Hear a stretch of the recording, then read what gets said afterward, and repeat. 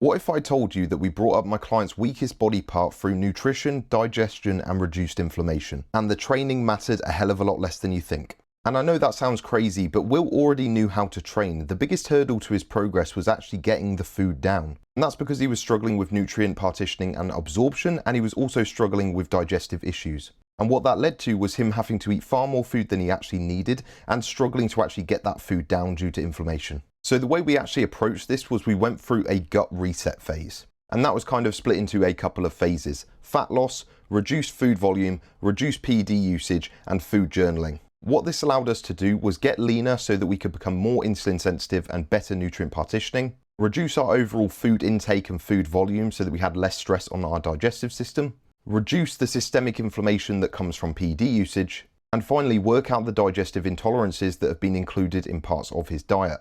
The use of food journaling allowed us to identify different foods that might not be sitting as well as others. And through this process, we set ourselves up for an amazing foundation for an amazing growth phase. And the end result of that was gaining 20 kilos and making this sort of before and after.